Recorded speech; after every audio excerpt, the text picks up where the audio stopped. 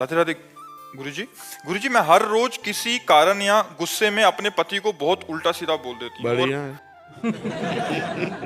बोलने के उपरांत बहुत कष्ट भी होता है, लेकिन फिर अगले दिन जब पति से बात करती हूँ तो पति कहता है शायद मेरे पूर्व जन्म के कोई प्रारब्ध हो। बहुत अच्छा पति यार। बहुत अच्छा विवेकवान पति है भाई, धन्य है आपके पति को। लेकिन हमें लगता है कि आपको थोड़ा कंट्रोल करना चाहिए। आपको मधुर वचन, प्रिय वाक्य, अगर गुस्सा आ रहा है तो मौन होकर हट जाना चाहिए। मुझे पाप तो नहीं लगेगा पति को ऐसा बोलते हैं तो? देखो, यहाँ हम पाप की बात तो नहीं कहते, लेकिन प्यार में ऐसा नहीं होना चाहिए। पति को वैसे भी भगवत स्वरूप माना गया, वैसे चराचर जीव भगवत स्वरूप है, पर हमारे भारत की एक मर्यादा रही है कि अपने पति का नाम तक नहीं लिया जाता था। जैसे हमने देखा है पूर्व में, अपने पति का नाम छोटू के पापा कह के भले सब उधर करते, लेकिन नाम नहीं लेती थी। माताएं बहनें इतना सम्मान करती थी, पति आ गए तो उठ के खड़े हो जाती थी, मर्यादा। अब आजकल तो समय ही बदल गया है, तो हमें लगता है समय चाहे जितना बदल जाए, धर्म नहीं बदलता, धर्म तो वैसे ही रहता है। आप लोग धर्म का परिचय जानने वाली हैं, सत्संग करने वाली हैं, तो आपको प्रिय वाक्य बोलने चाहिए। वाक्य में दरिद्रता क्या, हम जितना सजा के प्रिय वाक्य बोलेंगे उतने हमारा प्यार बढ़ेगा। अच्छा, माना थोड़ी प्रतिकूलता मिल रही तो हम उसको सह गए, कटु वचनों से ना बोलें, हम ऐसे वचन ना बोले जिससे उनको दुख हो। देखो, कहीं ना कहीं ये दुख भरी बात है कि मेरा पूर्व का प्रारब्ध ही तो है। एक दुख भरी बात है नहीं, उनके अंतर की बात को समझो कि क्या करूं, मेरा प्रारब्ध ही तो है, मुझे सहना पड़ेगा। तो मुझे लगता है सुधार कर लिया जाए। प्यार में बड़ी ताकत है। हम एक कुत्ते को 10 दिन अगर दुलार करें तो 11वें दिन पूंछ डुलाने लगेगा। एक कुत्ता, एक पशु प्यार की भाषा को समझता है, फिर मनुष्य क्या प्यार की भाषा को नहीं समझता। हाँ, हमें लगता है कि हमारे प्यार में कमी है, हमें अपने प्यार को बढ़ाना चाहिए। साहिल जी हरियाणा से। राधा वल्लभ महाराज जी, आपके चरणों में कोटि कोटि प्रणाम। महाराज जी, किसी भी व्यक्ति या वस्तु पर आश्रित होना बहुत सरल सा लगता है और प्रभु पर आश्रित होना इतना कठिन क्यों है महाराज?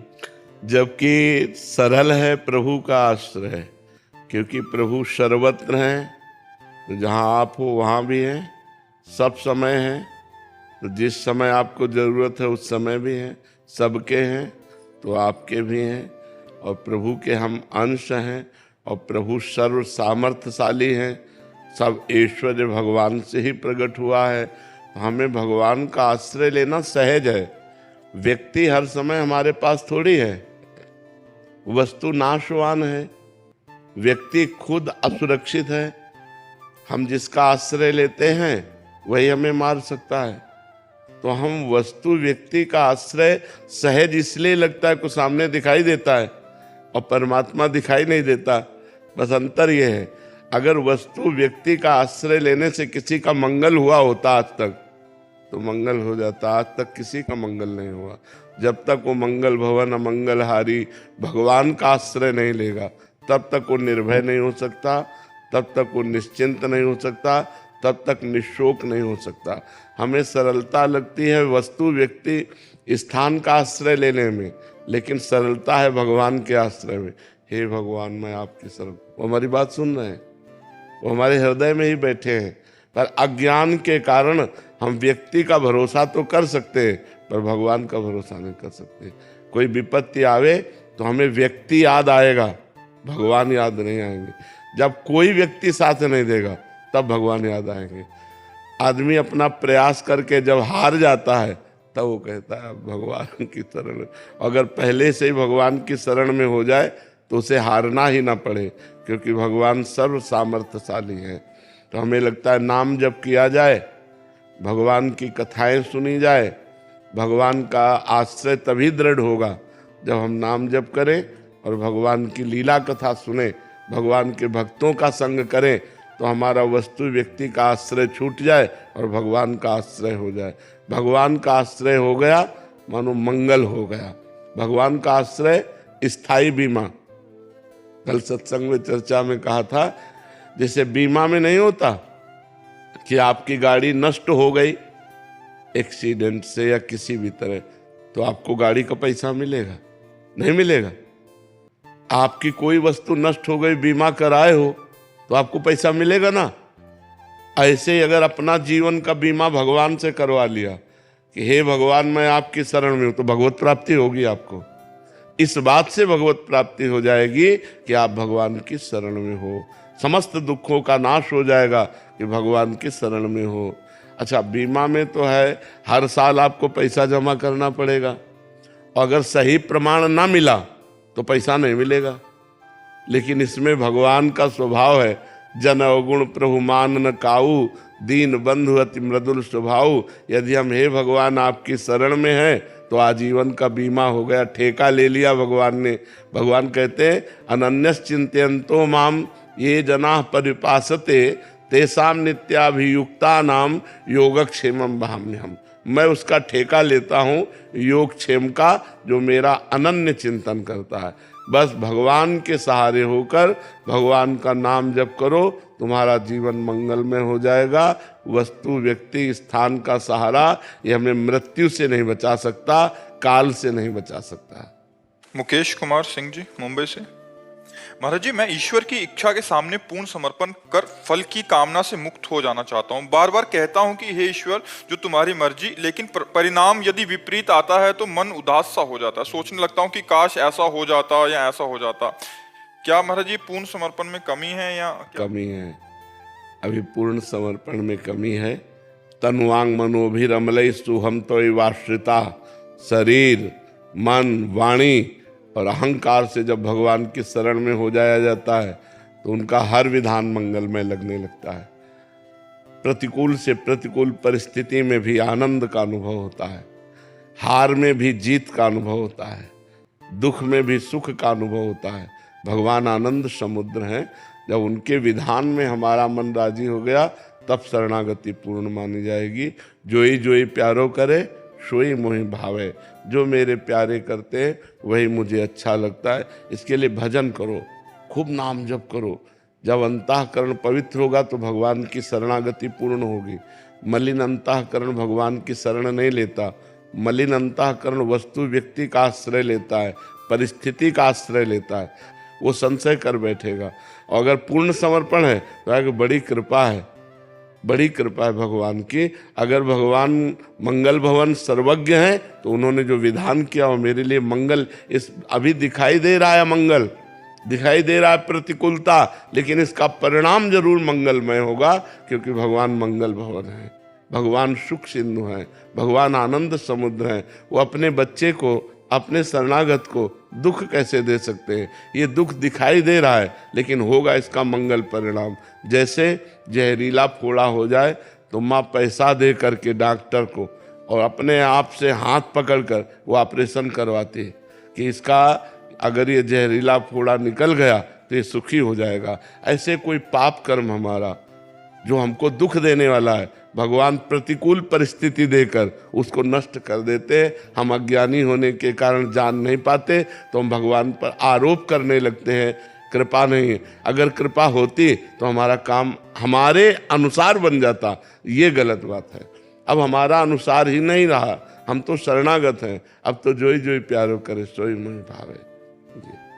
धीरज जी, कोलकाता से। श्री हरिवंश।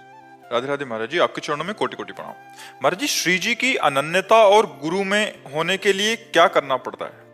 नाम जप। जितना अंतःकरण पवित्र होगा उतने ही वस्तु व्यक्ति स्थान का आश्रय छूटेगा और भगवद आश्रय होगा। चाहे गुरु का आश्रय कहो, चाहे श्री जी का आश्रय कहो।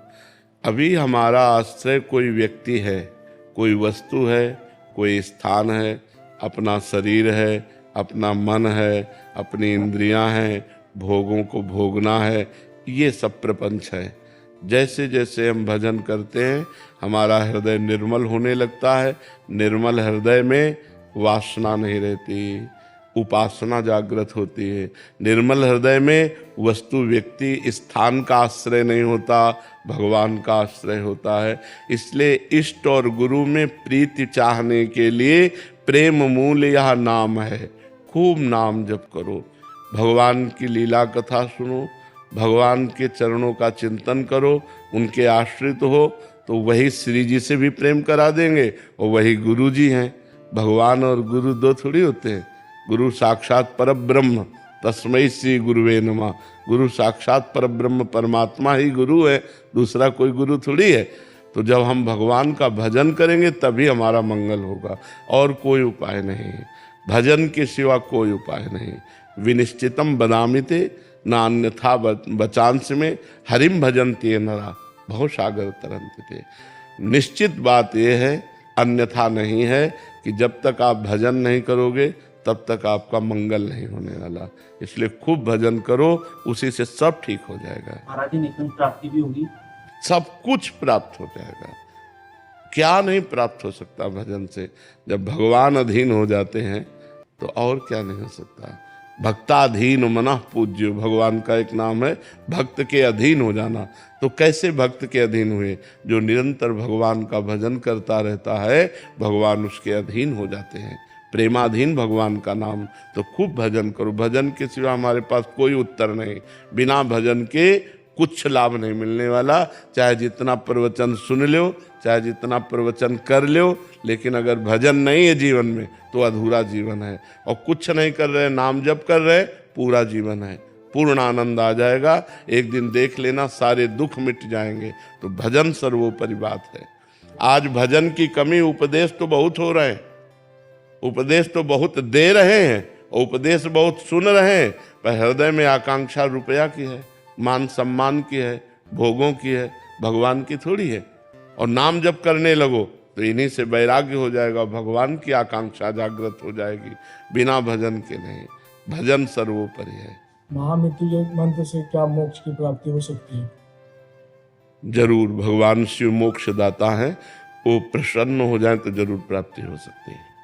पर निरंतर जपा जाए, अपवित्र समय को छोड़ करके, तब।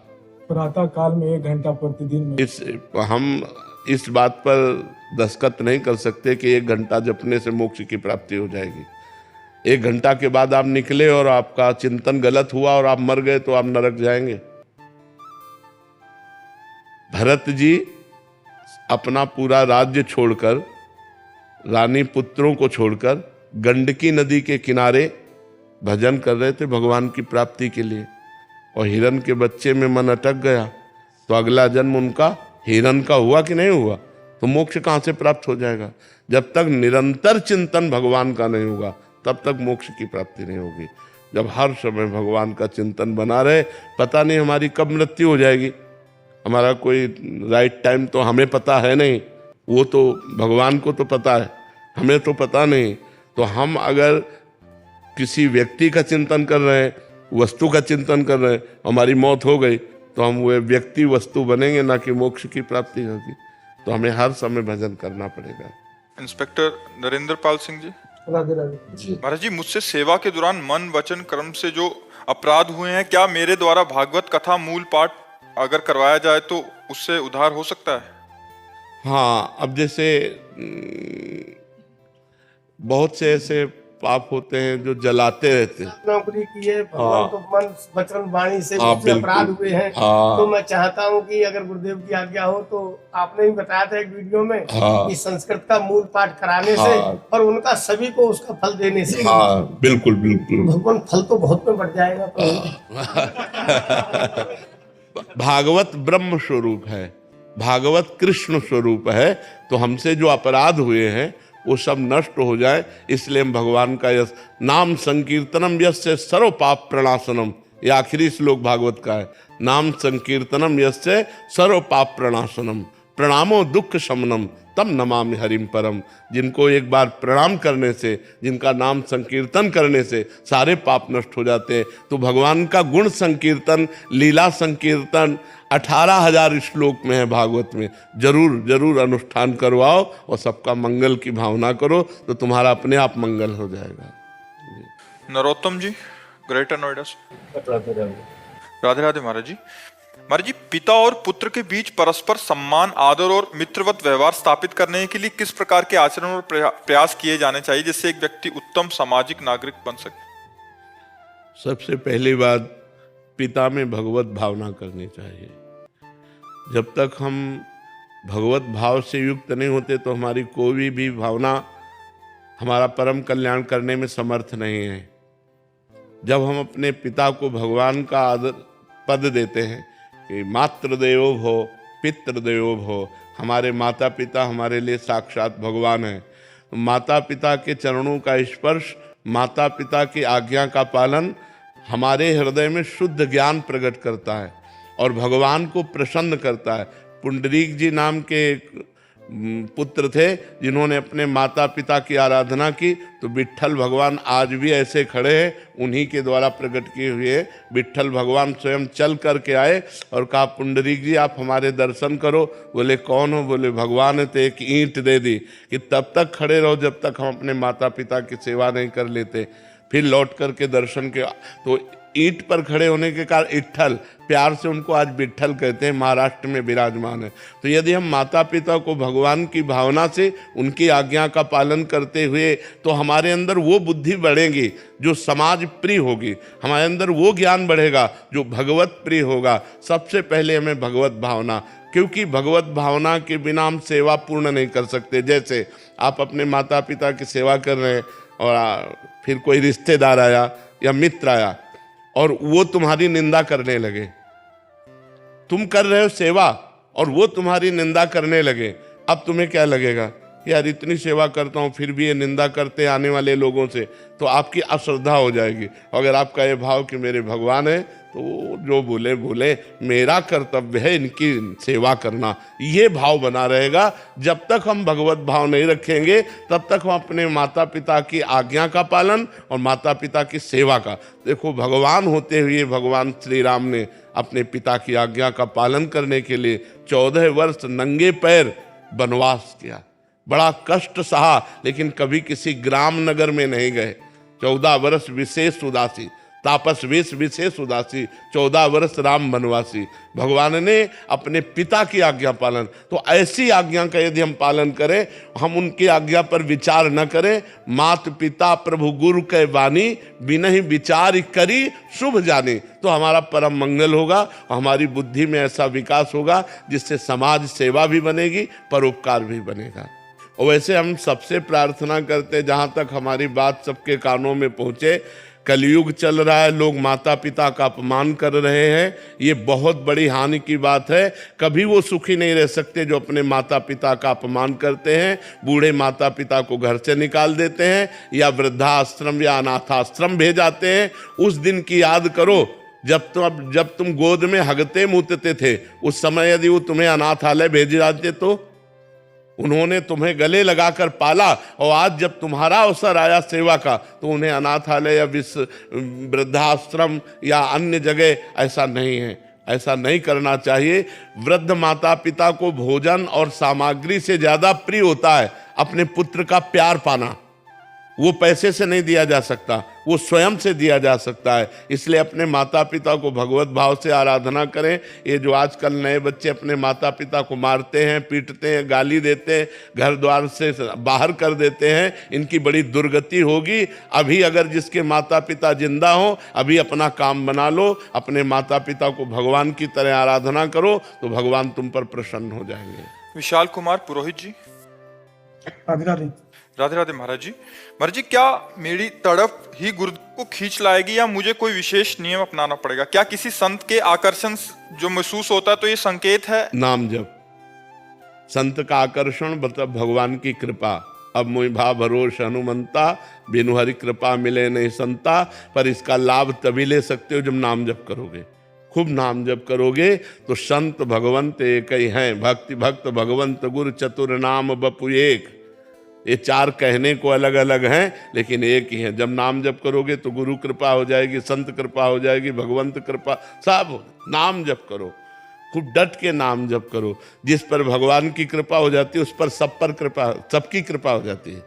जामवंत कहा सुनु रघुराया, जा पर नाथ करहु तुम दाया। ताहि सदा शुभ कुशल निरंतर, सुर नर मुनि प्रसन्नता ऊपर। सोई विजयी विनयी गुण सागर, तासु सुजस त्रैलोक उजागर। जा पर नाथ करो तुम दाया। हे हरि, हे रघुनाथ जी, जिस पर आप कृपा करते हो तो सुर नर मुनि प्रसन्नता ऊपर सब उस पर प्रसन्न हो जाते। सोई विजयी विनयी गुण सागर, वो विजयी हो जाता है, वो विनय संपन्न होता है, उसके अंदर सारे भागवतिक सद्गुण आ जाते हैं जिस पर भगवान की कृपा। तो भगवान की कृपा प्राप्त करने के लिए, गुरु कृपा प्राप्त करने के लिए खूब नाम जप करो। बिना भजन के कुछ नहीं, बिना भजन के कुछ नहीं। कुछ भी कर लो, भजन नहीं है तो कुछ नहीं, केवल ज्ञान बघारते रहो। भजन से ही स्थिति आती है। शास्त्र स्वाध्याय सत्संग ये सब भजन में लगाते हैं। अगर भजन ना हो तो ये सब केवल बाहरी बातें हो जाएंगी। पढ़कर दूसरे को सुना दिया, सुनकर दूसरे को सुना दिया, लेकिन हृदय शांति या निर्विकारता को प्राप्त नहीं होगा। वो भजन से होगा। खूब भजन करो।